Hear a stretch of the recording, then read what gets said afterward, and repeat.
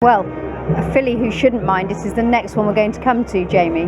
Because there's some estimation in Mini Hawk about the ground, about her prowess, but it's all evidential with Aventura, who is a classical Arc contender, including the fact that she was second in this very race last year, but it's the Prix Vermeil which tells us about her, and that she now has different hardened edges compared to last year. And we can see that if we put a stop clock on a particular part of the Prix Vermeil. So she is tracking the leaders. Don't forget that's well in front, teammate of Mini Hawk, who fluffed her lines in this. Giselle will come back to in a second. But this is something that Aventura, I don't think she was able to do last year, and it sort of really emphasises her enhanced powers, because this was a day where we had three brilliant Arc trials. We also had the Jacques Le Marois. We put the clock on between the 2 furlongs out and the 1 furlongs out, because of all the horses that ran that day, including Rosalien, she was the fastest in this section. 10.59. 11 seconds. Incredible. Yeah. And she would watch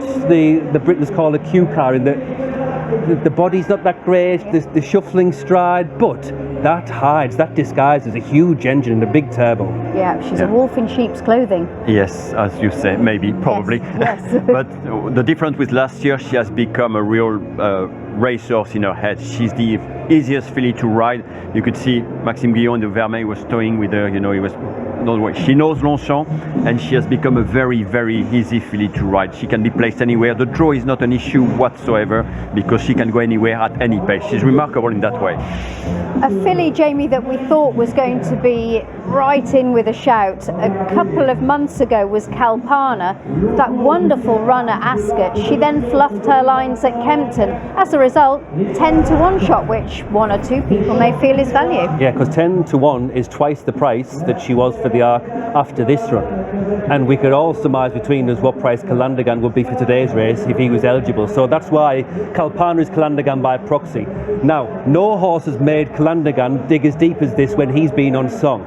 But both of them are running faster than any previous horse who ran in the King George at this stage of this race. This, for her, was a performance which made us all go, wow, that is a potential Arc winner, in tandem with what she did at Ascot last year. Jason, how much store do you put A in Kempton and B in Andrew Balding reaching for cheap pieces today? What a season for the Andrew Balding team. I think that when you have a slightly older performer and the cheap pieces go on, I think it's a positive. I'm quite happy if that was to go and put her, is she keeping a little bit back for herself? And these may well get her to produce her best. There's no getting away from the fact we were all drawn to that win last year on Champions Weekend at Ascot. That was the time when we thought, oh, hold on a minute, this is a bit special. And we have been typical of racing, slightly underwhelmed with the way she's acted or performed on a couple of occasions, even though she's ran well. It's a little bit of a leap, isn't it, to think that she's going to take a massive step forward today. I think she needs to. She does. She's got something to prove, really. That's just part of our Arc preview. We are going to come back to that, but of course we've got live racing in the not too distant future, and we'll continue our debate as to who we think may come out on top in the big race later on this afternoon. But there's a man who knows exactly what it takes to win a Prix de l'Arc de Triomphe. He is by far the best trainer, with 8 wins in the race, something that Japan may hope to emulate in the long run. They're yet to have a winner of the Prix de l'Arc de Triomphe, and they've had 35 tries. Their first runner in 1969, Can Quadenor, or one of the other couple of Japanese raiders, win the Arc for that nation for the first time. Well, there are some great scenes out on the track as the atmosphere is building for what will be a historic afternoon here at Paris-Longchamps.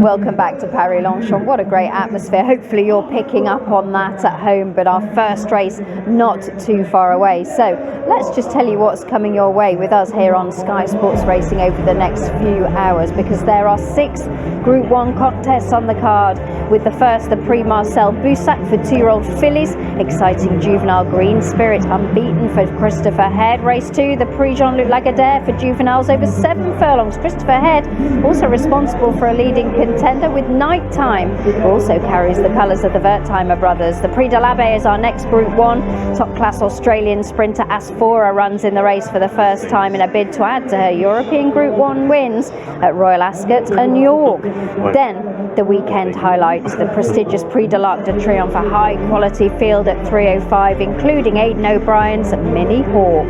Next up, the Prix de l'Opera for fillies and mares over 1.25 miles. See the Fire spearheads a strong British challenge for Aidan O'Brien for Andrew Balding, he wouldn't mind her, and Oisin Murphy. And the Foray is the final Group 1 of Arc Weekend. More Thunder took the step up into group company in his stride in the Hungerford Stakes last time, and this 7 furlongs looks to be his optimum trip. Now, that's an experience that a few people are enjoying here on Arc Weekend. It's a bit breezy for me. I think you might lose your napkin if you didn't pin it down, but they're enjoying it and they're getting a great view of the race course. You don't need to fly high in the sky to see that, but let's tell you the horses you will not be seeing here today. Bandiagara was sold yesterday, Laurent tells me, so she's not going. She went through the sale ring. Yes, she did go, and she's on her way to America from what I understand, so good luck to her. And yeah, she's skipping the big race. Yeah, so she is out in the 150. McGarry and Rievka don't go. A Strange you knew about in the Arc, in the 5:35 at number 9 Sabroso and 16 Javiaso don't go. There are a few at Uttoxeter as well, and of course you can check those on the website and the app, and they will keep you constantly updated. Now, where is the money going? This is the big question, Jamie, because we all have our own fancies throughout the card today. Narissa is very strongly fancied in that Prix Marcel Boussac, has almost halved in price. Yeah, and we all presume that that would be a head-to-head between Diamond Necklace and Green Spirit, but this is a Francis-Henri Graffard Aga Khan market move page, not just horse, because Rafe in the Lagardère, really strong. And look at the bottom, how many people are keeping the faith in Zarigana in the Foray? I know one man on my right who is doing exactly that.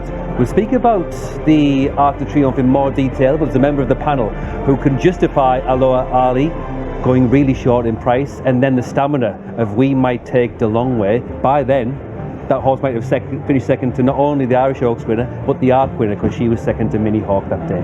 Yeah, and we are very much looking forward to seeing how they go. So they're the positives. 1 or 2 surprising horses in the Drifters list, not least. A couple of my fancies there, See the Fire and Aventure, but Nighttime I think has maybe shocked a couple of us. Yeah, Nighttime, uneasy in the betting, strangely so given the classic pattern so far, and likewise Aventure, because that is the percentage play in the Prix de l'Arc de Triomphe. You mentioned See the Fire, which is less logical than January, who is doing something new, and then the meeting, but all 16 has stability.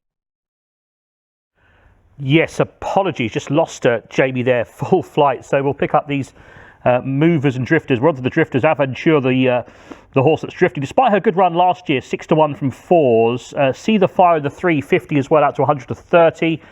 January's an interesting drifter too. Look at that, all the way up to 12-1 in the 350 race. And then More Thunder, who's been a revelation this year, going up through the handicap ranks to being a genuine Group 1 horse, hopefully today for William Haggis, is all the way out to 4-1 to win the Foray for William Haggis, who knows what it takes to win that race.